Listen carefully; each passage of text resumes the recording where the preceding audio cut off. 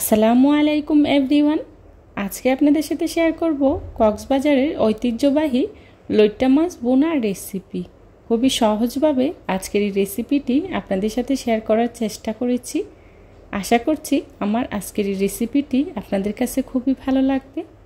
যদি ভালো লাগে তাহলে অবশ্যই একটি লাইক দিয়ে আমার পুরো ভিডিও জুড়ে থাকবেন প্লিজ। আজকের লইট্টা মাছ বোনা করার জন্যে এখানে আমি নিয়েছি 500 গ্রাম লইট্টা মাছ।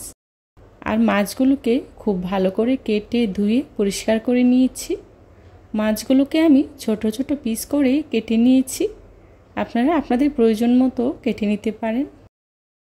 এবার চুলায় একটি প্যান বসিয়ে এর মধ্যেই দিয়ে দিচ্ছি রান্না করার রেগুলার তেল 3 টেবিল চামচ।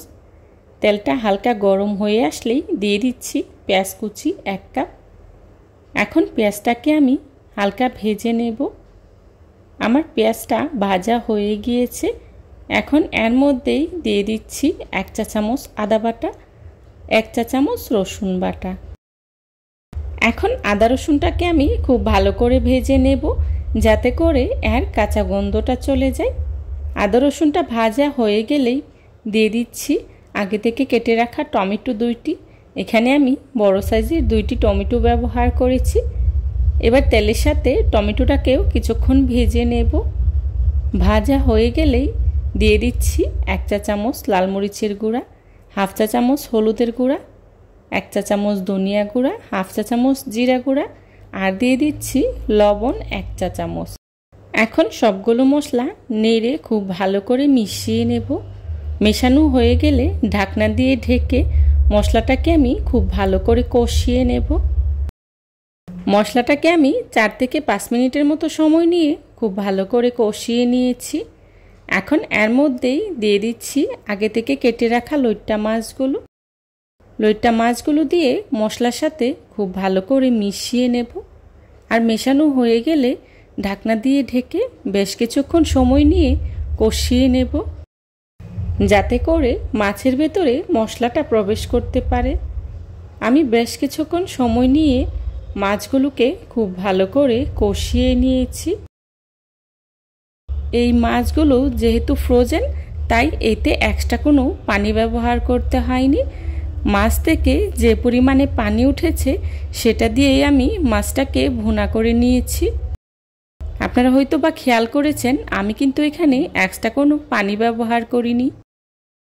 দেখুন আমার মাছের বোনাটা প্রায় হয়ে গিয়েছে। এই পর্যায়ে দিয়ে দিচ্ছি কাঁচামরিচ কয়েকটি। এখন আর কিছুক্ষণ রান্না করে চুলা থেকে নামিয়ে নেব।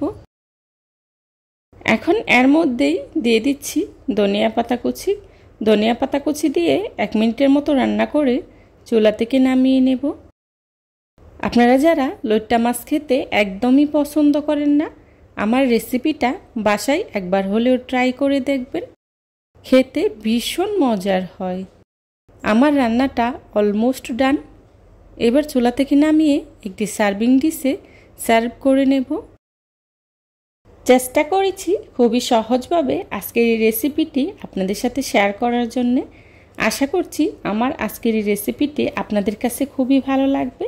যদি ভালো লাগে তাহলে লাইক, কমেন্ট, শেয়ার এবং সাবস্ক্রাইব করে পাশে থাকা বেল আইকনটি অন করে দিবেন যাতে করে আমি ভিডিও ছাড়ার সাথে সাথেই আপনাদের কাছে নোটিফিকেশন চলে যায়।